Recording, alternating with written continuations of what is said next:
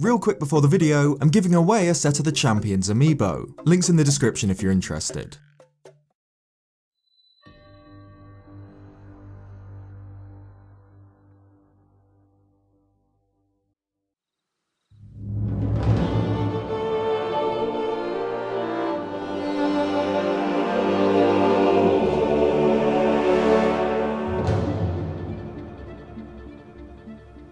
Hyrule was a vast, prosperous kingdom. Under the rule of the royal family, the country was at peace for thousands of years. The different races lived in harmony with one another, each thriving in their own corners of the land. Until, one day, the calm shattered. A prophecy was made, a foretelling of a cataclysm. Like the great gears of a forgotten machine beginning to turn once more, Hyrule began to mobilize, preparing itself for the return of an ancient threat. Relics were unearthed, primarily the Guardians, mobile mini-tanks, and the Divine Beasts, titanic engines as large as castles. To pilot these mighty war machines, 4 of the greatest warriors Hyrule had to offer were appointed as champions, a title which had not been used for thousands of years. These champions, representing Hyrule's main races, were led by Zelda, Hyrule's princess, and Link, the 5th champion and the princess's sworn sword. The champions chosen were Revali, the most skilled warrior of the Rito tribe, a race of anthropomorphic birds, Daruk, the stalwart chief of the Gorons, a people made from rock who call the volcanic Death Mountain home, Mipha, the caring princess of the Zora tribe, an amphibious people, and Urbosa, the mighty leader of the Gerudo, a clan of desert-dwelling warrior women. These 4 champions were given blue sashes to mark their rank, and each was chosen to pilot one of Hyrule's divine beasts, except Link, who remained by the princess's side, and wielded the legendary sword which seals the darkness. With this unit of the most powerful soldiers in Hyrule, the colossal divine beasts and the mighty guardians, victory over the Calamity seemed assured. But it was far from it. When the Calamity inevitably returned, the champions were ready, each heading directly to their divine beasts, while Link and Zelda moved towards Hyrule Castle to face Ganon. The plan was for the beasts and their champions to provide support for the two facing Ganon. But this did not work. The Calamity siphoned off small portions of its malice, sending burning tendrils of its dark power hurtling towards each divine beast, the Blight Ganons.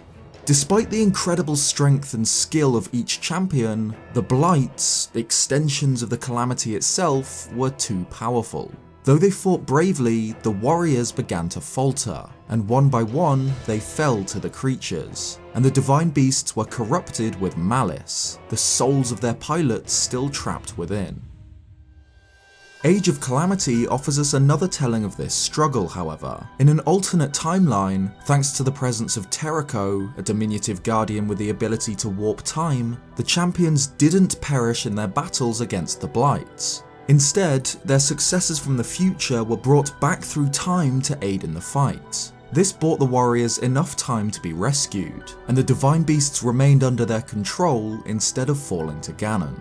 Each champion is an incredibly powerful warrior in their own right. It's this strength that led to them being chosen as the representative of their race. They're 4 of my favourite characters in the Zelda series. Their personalities complement one another, and together they're a brilliant group. But I know I'm not the first to wonder, which of these mighty warriors is the strongest? If, somehow, the 4 champions were to pit bow against blade, spear against club, who would win?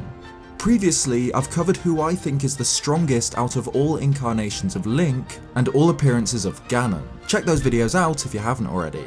And like those examples, this video will be purely speculation, and any conclusions made will of course just be my own opinion. We don't know who the strongest champion is, we've never seen them fight one another, but we can break it down. Let's look at each warrior, in no particular order, and highlight their strengths and weaknesses, leading up to a round-robin melee. Without further ado, let's look at which champion is the strongest.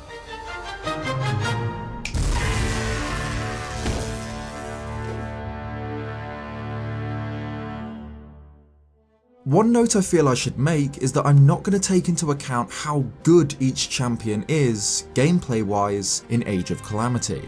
Of course, the characters in the game aren't all exactly as good as one another. Some characters are better for specific tasks, and some are just better overall. But this is more a balancing side of things. I'll be looking instead at the lore. In canon, which of these 4 warriors is the most powerful? This does include moves that characters are only able to perform in Age of Calamity, such as Mipha's waterbending attacks, which we've never seen before, but I'll be focusing more heavily on the game's cutscenes, and content which is more solidly canon. I'll also be omitting each champion's various Sheikah Slate abilities in that game, as they're all extensions of the Slate's power itself rather than innate powers of the champions. To do this, let's begin by ranking the champions in a few different categories. First, physical attributes. The champion's raw strength and endurance, simply how physically powerful they are and how tough. Next, the champion's weapon skill, how powerful each warrior's chosen weapon is, and how adept they are at wielding it. Following this, we'll rank each champion on their agility and speed, how fast they're able to move, and how well they can outmaneuver opponents.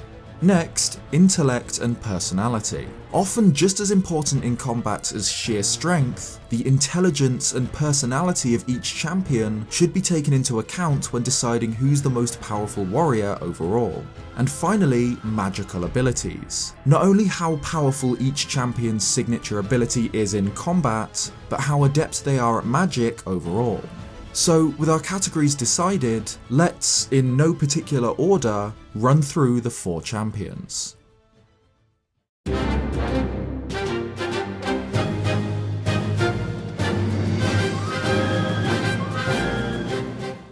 On the scorching slopes of Death Mountain live the Gorons, a sturdy people who survive by eating and mining rocks. Their chief, Daruk, embodies everything it means to be a Goron. He's easygoing, enthusiastic, and, of course, absolutely gigantic.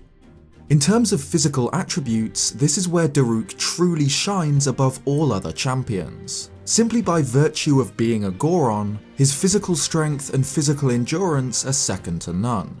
Gorons are incredibly strong. In fact, the houses in Tarrytown are built in such a strange style because each cube can be built separately and then assembled into the final position by a single Goron. It's clear just from how Daruk pats Link on the back that he's often unaware of his own massive strength. It causes Link, an incredibly powerful individual, to stumble forwards. Yet when he pats Yunobo, the Goron barely moves. When Daruk hits a group of bokoblins, they don't just fly back, they're absolutely launched into the distance. Daruk's strength is exceptional even by Goron standards. The large canyon at Gortram Cliff, where a stash of rock roasts can be found, was carved out of Death Mountain by Daruk in a single night, so that the Gorons could get to their food more easily.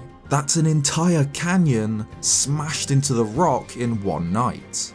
Being a Goron also grants resistance to multiple elements, the obvious one being fire.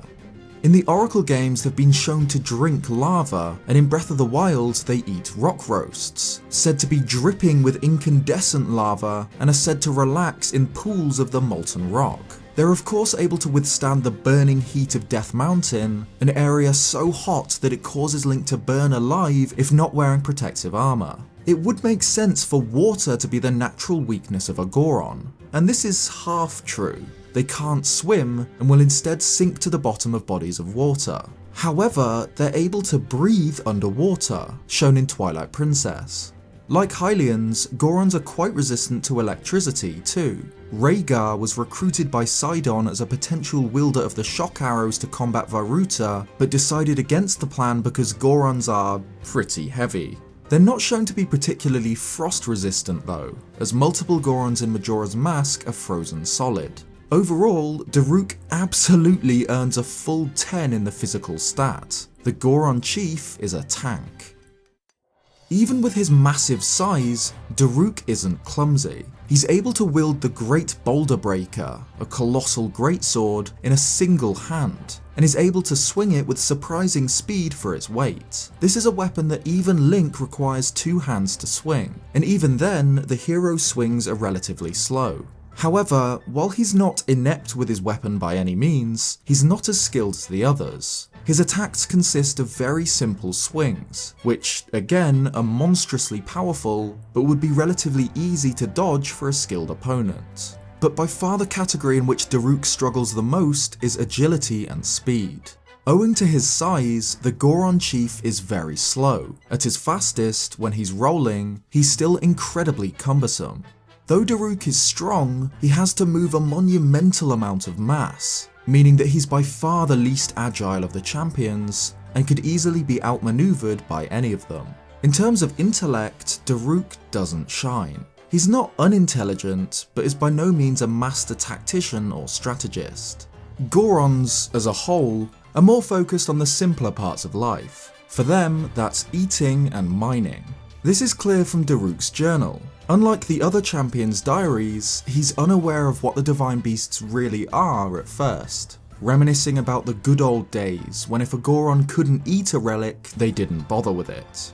Both Daruk's journal and Zelda's research notes mention that Daruk was the only champion to struggle at first with controlling his divine beast, though whether this is to do with intelligence or a deeper, spiritual connection is debatable. His personality means that he's prone to getting wildly excited in the middle of battle, lunging with powerful swings of his boulder breaker, but this rash nature would again lead to the other champions exploiting his weaknesses. However, Daruk is honest and loyal. During Age of Calamity, he accepts Zelda's request for him to pilot Varudania without a second thought, putting Hyrule and its needs before his own. He won't back down from a challenge, unless that challenge involves dogs. And finally, magic. Daruk's signature ability is Daruk's Protection, a powerful shield which he can project around himself. When used by Link, this shield can block almost any attack, but only has 3 uses before it needs to recharge. However, when used by Daruk and his grandson Yunobo, there doesn't appear to be this restriction, allowing the Gorons to defend themselves as many times as they like with this impenetrable shield. Except it's not impenetrable, it does have a limit. After taking considerable damage, Daruk's protection will shatter, as we see with the fight against Fireblight Ganon in Age of Calamity. This is likely how Daruk died to the Blight in Breath of the Wild too. If he was able to permanently protect himself, he wouldn't have died. It's likely that projecting the shield requires an amount of effort relative to the strength of the attack being blocked, which is why Daruk is able to block boulders with ease, but struggles to defend himself against the dark might of Fireblight Ganon. After 2 powerful strikes from the Blight, a third blow shatters the shield, sending Daruk flying backwards. Regardless, Daruk's protection is incredibly powerful and bolsters his already massive endurance with the ability to block most of the attacks the other champions could throw at him.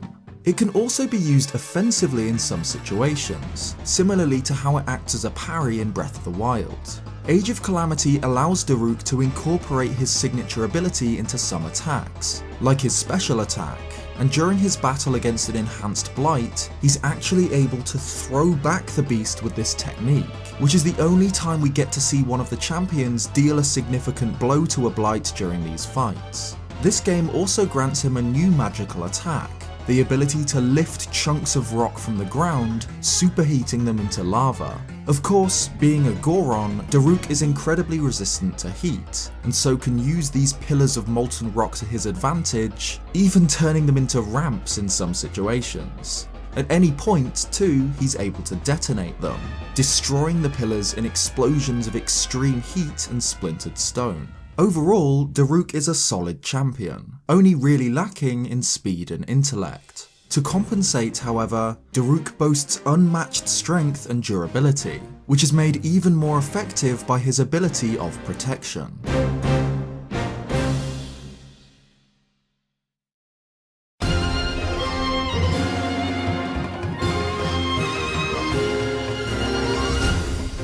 The burning sands of the desert are the realm of the Gerudo. a tribe of powerful warrior women to whom a male is born only once every century, a man destined to become their king.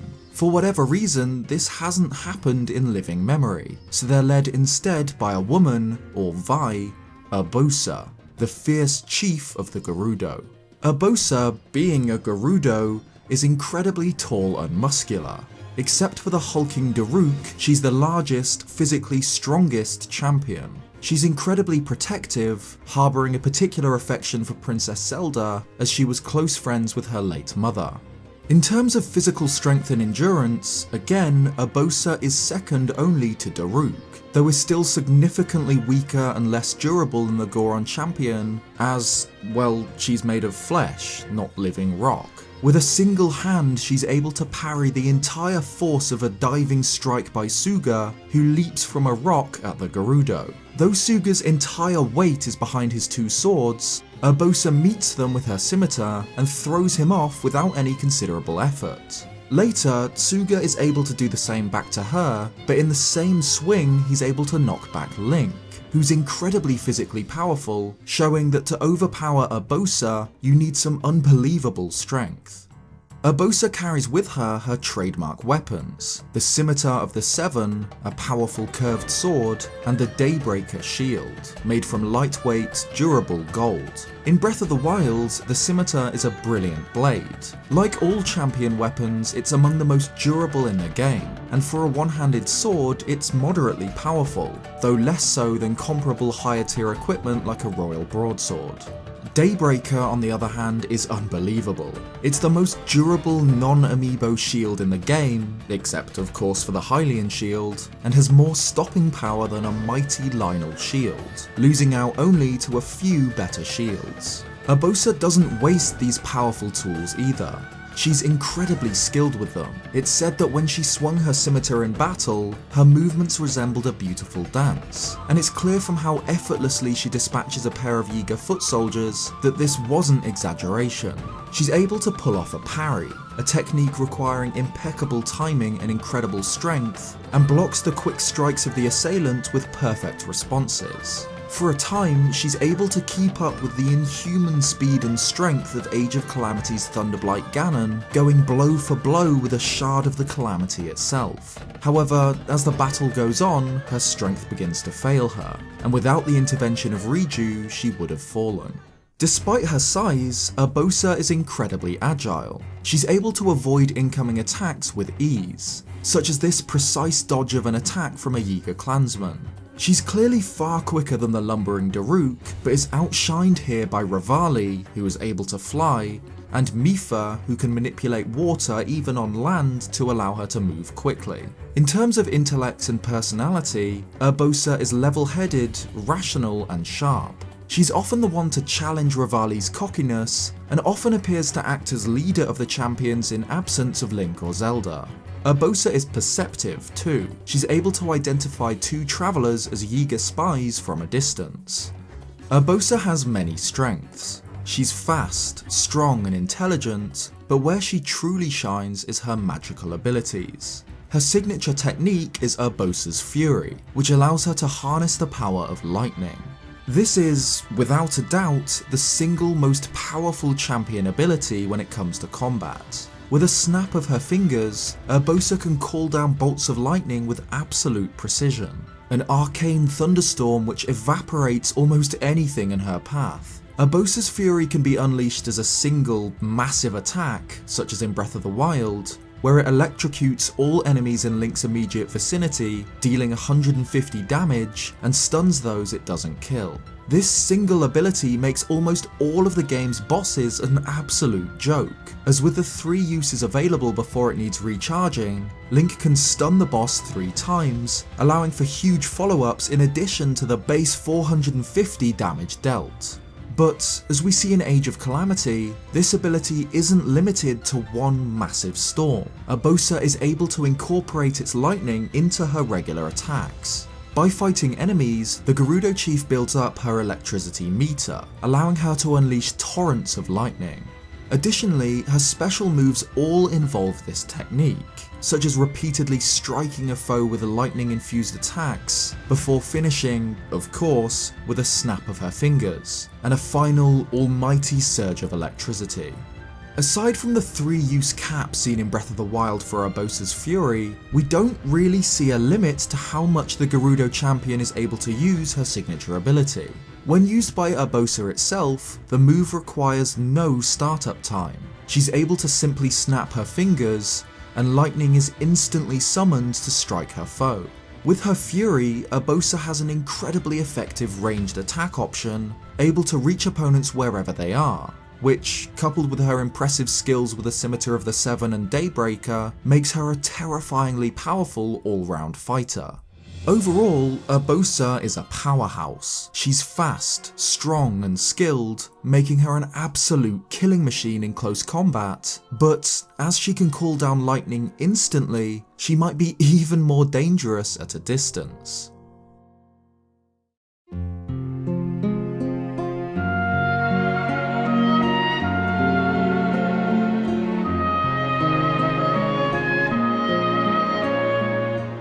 In the cold shadow of the icy Mount Hebra, a nest clings to a high pillar of rock. Wooden homes hang like bird cages, connected by a network of stairways. This is the home of the Rito, a race of anthropomorphic birds who excel in aerial combat, using light weapons and shields, alongside quick-draw bows to strike at their foes from the skies. Their champion was Revali, ace marksman among their tribe who piloted Varmado, a cocky yet unarguably talented warrior who wielded the Great Eagle's bow. Revali isn't seen performing any particular feats of strength or endurance, but owing to the fact that Rito are large birds, we can assume at least that he's considerably stronger than an average Hylian. Revali is around as tall as Urbosa, who, being a Gerudo, is significantly taller than a Hylian. In our world, large birds are ridiculously strong. A kick from an ostrich is able to kill a human or even a lion. Admittedly, ostriches are larger than Revali, and we don't know if the Rito are as strong as comparable real-world birds, but we can assume a considerable amount of strength just because they're large creatures strong enough to fly. Often, a bird's muscles make up more than a third of its total body weight. To achieve flight, they need massive strength relative to their size. However, they also need to be light. As he's able to fly, Revali has to be the lightest champion. A lot of his bones will be hollow, filled with air rather than marrow. Surprisingly though, this doesn't mean that he's more fragile. Bird bones are actually just as sturdy as comparable mammalian bones, thanks to a supporting lattice structure within them. So, while Revali's physical attributes aren't shown in action, except for his flight, it's likely that he's incredibly strong and not as fragile as you'd expect for his weight. Revali's signature weapon is his Great Eagle's bow, a powerful weapon which fires a volley of 3 arrows. In Breath of the Wild, it's one of the most durable bows in the game, and with the exception of the Savage Lionel, it's the most powerful multi-shot bow, with a combined base damage of 84. It also has the second fastest fire rate, following the Royal Guard's bow, making it overall one of the best weapons in the entire game. And of all archers in Hyrule, none are more fit to wield such a powerful bow as Revali. The Rito champion was renowned amongst his people for his skills, which, among a people who are all extremely skilled archers, is no small achievement. The accuracy with which he's able to fire is obscene. In an Age of Calamity cutscene, 3 Guardian Skywatchers stalk Tabor through the air. From far back on Varmado, Revali lets loose 3 bomb arrows, which all hit their individual target, taking down 3 Guardians in one volley, just like he'd practiced on the targets at the flight range. Age of Calamity's moveset for Revali further emphasizes his skill with his bow. He's able to pull off moves such as firing bomb arrows high in the sky so that they rain down on his opponent in a barrage of explosive shells. It's safe to say that Revali is the most skilled marksman in Hyrule, save of course for Link. Among the champions, he's by far the most adept with his chosen weapon, relying not on raw strength, but pure skill. Where Revali truly shines, however, is his speed. Owing to him being a Rito, and therefore having the ability to fly, Revali is by far the fastest and most agile champion. He can move on an axis almost completely inaccessible to the others. While Urbosa is quick and agile enough to dodge sword strikes, and Mipha can fly through water, Revali can actually fly. This gives him a massive advantage. By diving, he's able to move faster than any other champion, and when combined with his signature ability, his flight allows him to reach anywhere on the battlefield quickly. It's notable that while he can change direction incredibly quickly in the air, it's not quite light speed as some people are keen to point out. Breath of the Wild's lasers don't move at the speed of light, you're able to react to them, meaning Revali doesn't have light speed reaction. While perhaps his close combat speed wouldn't match that of Mipha or Urbosa, Revali fights on his own terms. He doesn't need to close the distance with an opponent, and can instead outmaneuver anyone from the skies. Revali is shown to be incredibly intelligent when it comes to battle tactics, using strategies like obscuring himself in the smoke created by an explosion to surprise an opponent. However, his personality is a detriment to himself. He's cocky, arrogant, and completely sure of his own abilities, which is why the Rito champion is so confrontational towards Link. He doesn't accept that there's a greater warrior than himself. He's so confident in his fighting prowess that he won't believe that anyone could be superior. This could negatively affect Revali's chances against another champion. If forced to retreat or slow down, the Rito champion would most likely double down instead, too stubborn to admit that he didn't have the upper hand. It's possible that, by taunting and challenging Revali, an opponent could manipulate him into fighting on their terms. He'd never decline a contest, believing himself to be supreme. At first glance, as opposed to the other champion's mastery of powerful abilities, Revali's magic is perhaps slightly less impressive. While Daruk has the ability to protect himself with a mighty shield, Urbosa has the furious power of lightning at her fingertips, and Mipha is able to heal fatal wounds, Revali instead has the ability to create a powerful updraft beneath him, allowing him to soar quickly into the air. On paper, this is a significantly less impressive ability, but coupled with his mastery of airborne archery, this gives Revali a near instant way to position himself where he's most comfortable, high above his opponent. Not only does Revali's Gale offer a quick escape option from dangerous close combat, it allows him to put space between himself and an assailant. This means that, for any grounded opponent, Revali is almost impossible to fight. He'll always be out of reach, hailing down volley after volley of precisely aimed arrows. For this reason, Revali's Gale is one of the most powerful magical abilities when it comes to effectiveness in single combat, second only to Urbosa's Fury, as it augments his fighting style perfectly and means that he's nearly always at his most dangerous. Overall, Revali's abilities come together to create one of the most formidable warriors Hyrule has ever seen. When challenged by Link in Age of Calamity, after being thrown back into a wooden gate, he immediately takes to the skies using Revali's Gale, then backflips into a dive. He drops his bow from his talons and catches it in his wings, knocks a bomb arrow and looses it high into the air. While Link is watching the bomb arrow, Revali slips into the fog, vanishing for a short moment before soaring into the hero with a powerful kick. By the time Link recovers, the bomb arrow has nearly fallen to the ground. It explodes, stunning him once more and blasting away his shield. Another volley of bomb arrows pepper the ground surrounding him before the Rito soars in a great loop around the hero. Using the smoke from the bomb arrow as a screen, Revali appears behind Link once again, flipping upside down in the air as he knocks an arrow to his great eagle bow, aimed at the hero's head. The battle is cut short by Zelda, who pleads for the two to stop fighting, but it's clear from this sequence just how powerful Revali was in his prime.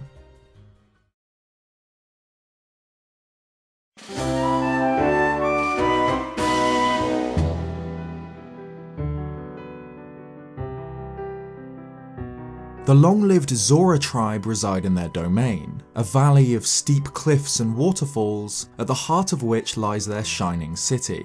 The Zora are ruled by King Darifan, a towering, protective, but fair ruler. The king had two children, Prince Sidon, who by the time of Breath of the Wild is a tall, muscular warrior in his own right, and Princess Mipha, gentle, caring, but quietly powerful. Mipha was of course chosen to pilot Vah Ruta, becoming the Zora champion, a role which ultimately claimed her life, as the poison of Waterblight Ganon seized control of her divine beast.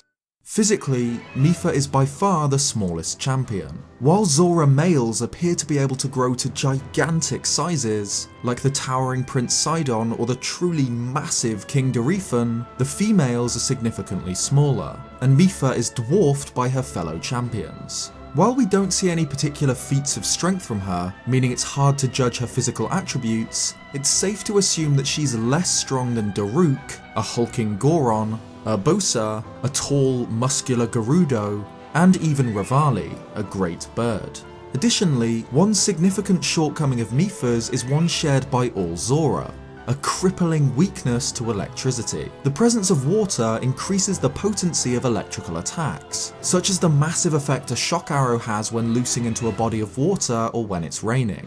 For the Zora, a race who thrive in the water, this is one of their greatest weaknesses. Even one of their most feared warriors, the demon sergeant Segin, who was renowned for his resistance to electricity, was unable to stand the strain of firing multiple shock arrows in a row. Segin, along with Prince Sidon, attempted to stop Divine Beast Vah Ruta's flow of water, and the demon sergeant was even able to land a hit with a shock arrow on the Sheikah engine. However, even with his resistance to electricity, Segin's strength failed, leading Sidon to begin the search for an individual of a different race to aid in the fight against the Divine Beast, one who can wield shock arrows without damaging themselves. This wounded Segin's pride, and the demon sergeant began to relentlessly train to increase his resistance by prodding himself with shock arrows, crying out in pain as he did so. It's safe to assume that, due to her being a Zora, Mipha of course shares this aversion to electricity,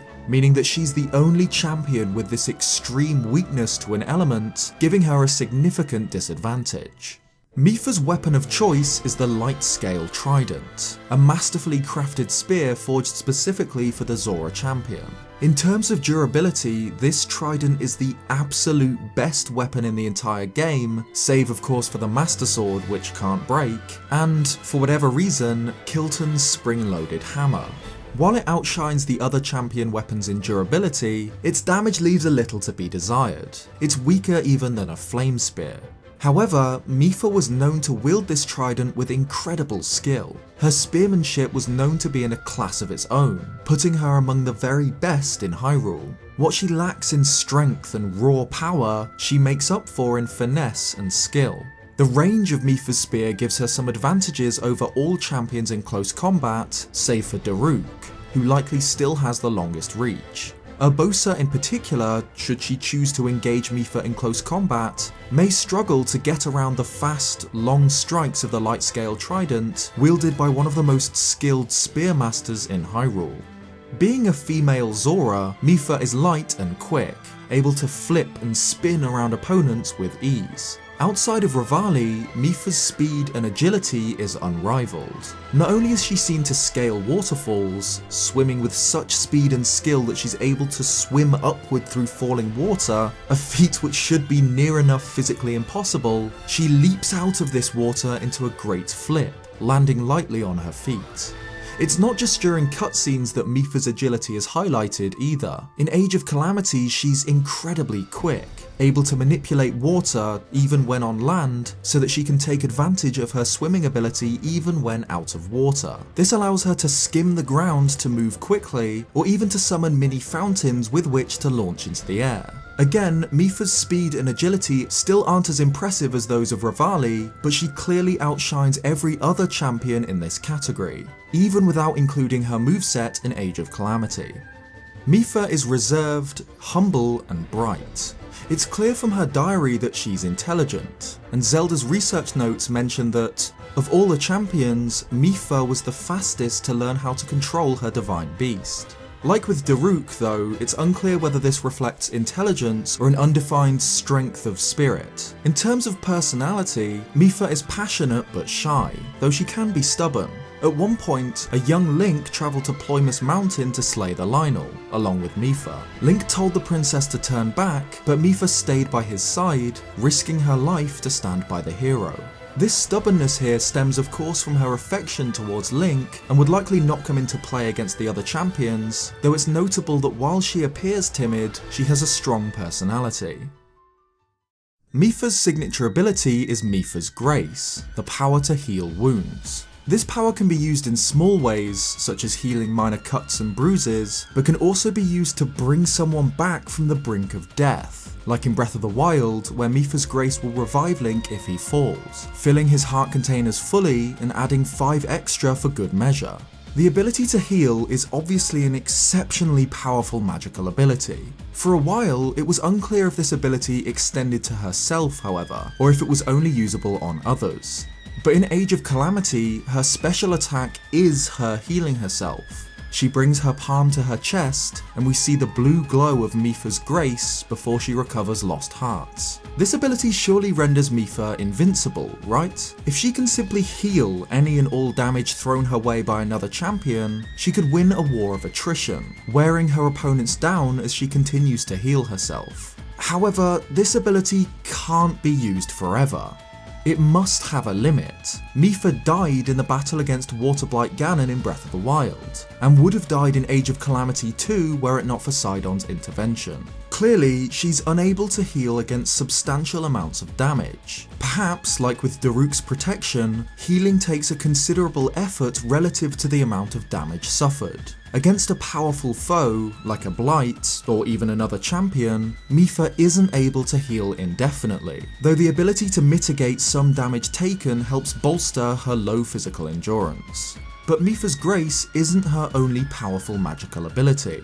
In Age of Calamity, like with Daruk and his Molten Rock, Mipha has been given the power to control water. In a vast number of her attacks, her spear strikes are augmented by waves, with her more powerful moves being huge surges of water. One of her most impressive examples is one of her weak point smashes, where she traps her opponent in a great ball of water, dives in and attacks them at great speed. Mipha's water geysers are central to her moveset. She can swim up through them to get into the air, or can even teleport to her fountains. She's able to summon a veritable tsunami very quickly, and can overwhelm unprepared opponents with her speed and magical prowess.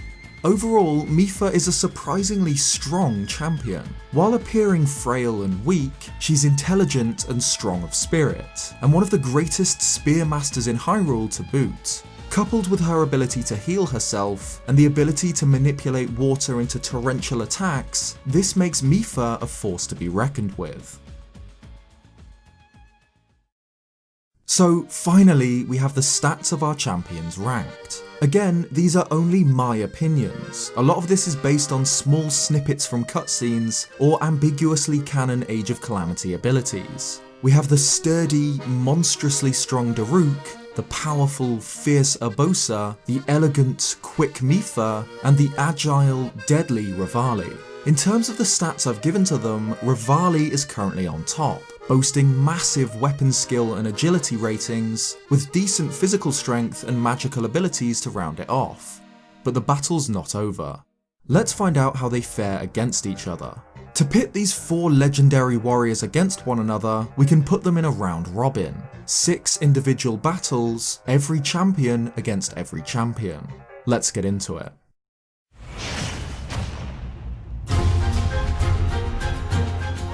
In this matchup, for the sake of fairness, we'll deny Revali the use of shock arrows. He's not seen using them in any cutscene, nor are they part of his moveset in Age of Calamity. If, however, Revali was able to use shocks, it wouldn't be close whatsoever. Mipha, as a Zora, is incredibly weak to electricity, and Revali letting loose volley after volley of electric arrows means certain death for the Zora. Even without shock arrows, however, Revali is clearly the superior warrior. Mipha is quick and exceptionally skilled with her spear, but she has no way to counter Revali's flight. The Rito can simply circle her, thundering down arrows from above.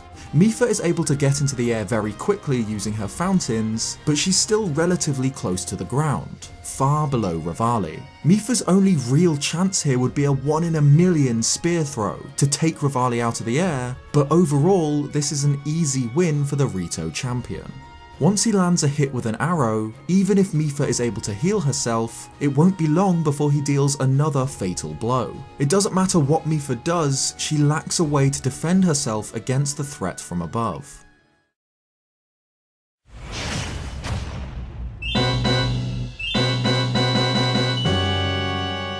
Clash of the Titans, Daruk vs Urbosa is a collision of perhaps the two physically strongest champions. However, Urbosa can't overpower Daruk.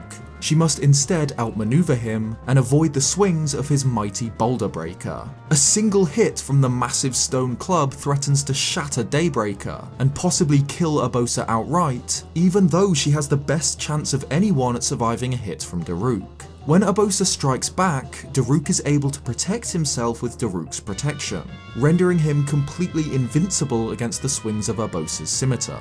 Even if Urbosa was able to get through Daruk's protection and land a blow on the Goron, it likely wouldn't affect the colossal warrior much at all. The scimitar is too small to deal significant damage to Daruk's tough, rocky skin. But one thing even Daruk's protection doesn't defend against is lightning. Powerful bolts of electricity strike straight through the shield. So, though Daruk can likely shrug off most of Urbosa's sword attacks, her signature technique would get through. Crackles and fizzes of electricity slowly wearing down the Goron's immense endurance. Of course, electricity is likely largely ineffective against a Goron. They're made of rock, a material terrible at conducting electricity, and so Daruk would likely feel the wrath of Urbosa's fury significantly less than the other champions. Whether this is enough to give him the edge over Urbosa is unclear. He's still likely too slow and too cumbersome to land a fatal blow on the Gerudo, who can dance around the Goron's slow, telegraphed attacks. Overall, I'd give this duel to Urbosa, but only slightly. Daruk puts up a fight. His legendary toughness, coupled with a natural resistance to lightning, means that Urbosa struggles to damage the Goron champion. However, with Daruk's excitable nature, he's likely to leave himself open to counterattacks. And although the Gerudo's lightning-charged sword swings won't deal catastrophic damage to the Goron, they're enough to slowly but surely wear the mighty Daruk down.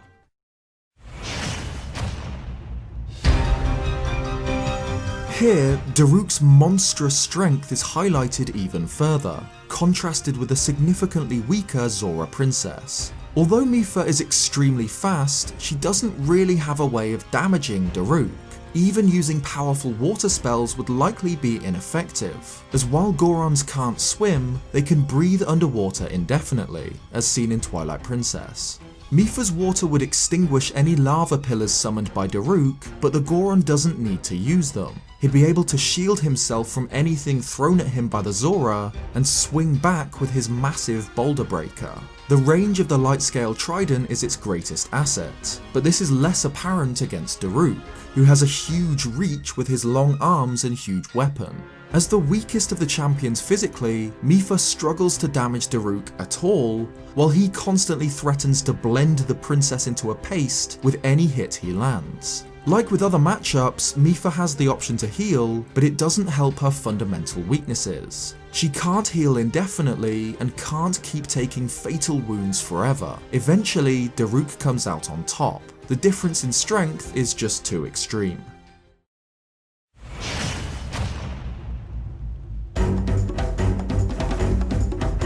Just like with Daruk, against Urbosa, Mipha must avoid her more powerful opponent, keeping distance with her superior speed and the reach offered by her light scale trident.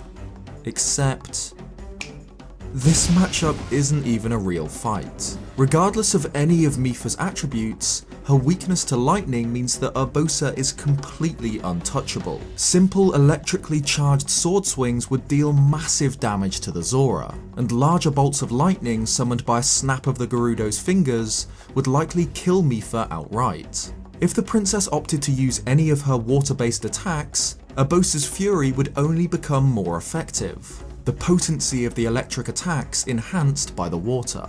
Even with Mipha's ability to heal, Urbosa's offense is just too strong here. I can't see any way Mipha could win against the onslaught of magical thunder.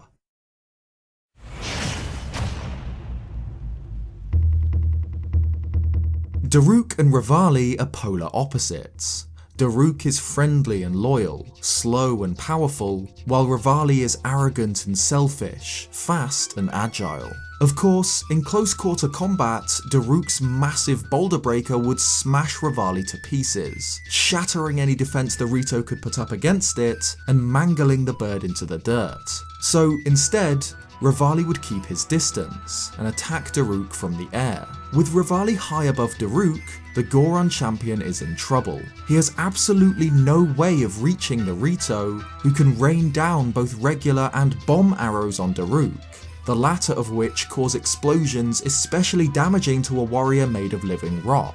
Daruk's only option is to hide behind his protection, but we know that this doesn't last forever. An onslaught of bomb arrows is likely to eventually force Daruk to drop his guard, and with it, lose the duel. The only way I can see Revali losing here is if his arrogance got the better of him. If the Rito decides that he's good enough to fight Daruk in close combat, rather than stay out of his range. But if Revali fights properly, this is an easy win.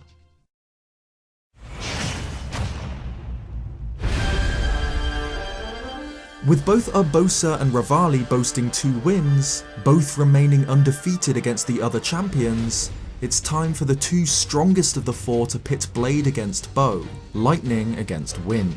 Of course, Revali would be no match for Urbosa up close, with her powerful, quick strikes with a scimitar of the 7. So, as with the other battles, Revali would choose to instead take to the skies, using Revali's Gale to put a large distance between himself and the sharp steel of Urbosa's blade. From the air, Revali is free to dart and glide with incredible speed, while lining up shots at the Gerudo champion with his bow. Urbosa has an advantage in this position that the other 2 champions lacked: Daybreaker. By carrying a strong, durable shield, with which she's even able to perform parries, Urbosa is less vulnerable to Revali's arrows, though perhaps still more vulnerable than Daruk was behind his shield and with his thick rock skin. Still, Urbosa can't keep blocking arrows forever, and with Revali's stash of bomb arrows, Daybreaker won't keep her safe for long. But just like with the other battles, Urbosa's trump card comes into play: her lightning. Against an airborne opponent, Urbosa's fury is critical to her survival. Without it, Revali would be able to stay out of reach forever in the clear skies, but in the middle of Urbosa's arcane thunderstorm, it's a different story. Revali is incredibly fast, able to avoid beams from Windblight Ganon, but he's not perfect. When he's forced to change direction quickly, he struggles to knock arrows to his bow, and if he's hit by a thunderbolt, he'll likely fall from the sky, allowing Urbosa to move in for the kill. The duel is decided entirely by what happens next. Either Revali is able to successfully avoid Urbosa's lightning and land a killing or crippling shot, or he's forced to land, and is inevitably slain by Urbosa's swift, skillful strikes with the scimitar. Overall, I think Urbosa would win more often than not here. Her lightning makes it incredibly difficult for Revali to maintain his attacks from the air, and Urbosa has a solid chance of defending against any arrows loosed in her direction with Daybreaker. If Urbosa is able to close the distance and ground Revali, the fight is over. She's too strong and too quick for Revali, who needs space to fight properly with his chosen weapon. Again, it's a fight decided almost entirely by Urbosa's lightning, an ability which allows her to be a threat from any distance and force opponents to fight on her terms. So, in the round robin, in last place we have Mipha. While she's exceptionally skilled with her spear, and boasts a new set of magical waterbending abilities thanks to her Age of Calamity moveset, it still isn't enough to turn the tide, no pun intended, against her rival champions. Daruk is simply too sturdy for the Zora. She has no way of taking Revali out of the sky, and Urbosa's fury deals crippling damage to the princess, being weak to electricity. In third place, we have Daruk. While he's in an entirely separate league when it comes to physical attributes, he lacks a way to bring down Revali, and his slow speed lets Urbosa wear him down. In second place, Revali. While Revali had the highest overall stats, and beats both Mipha and Daruk simply by flying above them and raining down arrows, this doesn't work against Urbosa, who can fill the skies with lightning. So in first place overall, Urbosa. Not only is she a powerful warrior in her own right, and would likely be a contender for the strongest champion even without any magical abilities, her fury, quite simply, is just ridiculously good. It completely invalidates Mipha, it will eventually wear down Daruk, and it even hinders Revali in the sky, something which no other champion is able to do. Overall, my personal pick for the strongest champion has to be Urbosa. Again, I've given Revali slightly better stats, as I genuinely think, when it comes down to it, he's the best warrior out of the four on paper. Flight, coupled with an incredible accuracy with a bow, is such a powerful combination. However, Urbosa isn't far behind. She's a fantastically well-rounded traditional fighter who stands out even above the militant Gerudo as a powerhouse. But her signature ability, Urbosa's Fury, is what elevates Urbosa to the top spot, one of the most powerful magical abilities in the entire series. In the end, each champion is an unbelievably mighty warrior. That's the point. All four are legendary heroes, fighters of unmatched prowess and skill. Their traits complement each other perfectly. Together, as a unit, this group would be unstoppable, and could likely bring down any foe that doesn't require a special sword or a silver arrow. So it's tragic that, in Hyrule's darkest hour, the champions weren't together. They died alone, isolated and trapped in their divine beasts. The great strength of Daruk, speed of Revali, fury of Urbosa and skill of Mipha were ultimately useless against the terrifying might of the Calamity. Age of Calamity actually made me appreciate the champions a whole lot more. This time, they're not locked behind memories so that they seem distant from the game's story. They're in the thick of it, they're central to the events up until the end. Their personalities get a better chance to shine, as do their combat abilities. And whatever your opinion on Age of Calamity, I think we can agree that it did the champions justice. What do you guys think? Who would you pick as the strongest champion? Do you agree with my rankings or do you disagree? Let me know in the comments down below. This video took a ridiculous amount of work, so any shares or likes would be so appreciated. It would help me out so much. And again, if you'd like to win your own set of the Champions Amiibos, feel free to check out the link in the description down below. Cheers guys, and I'll see you next time.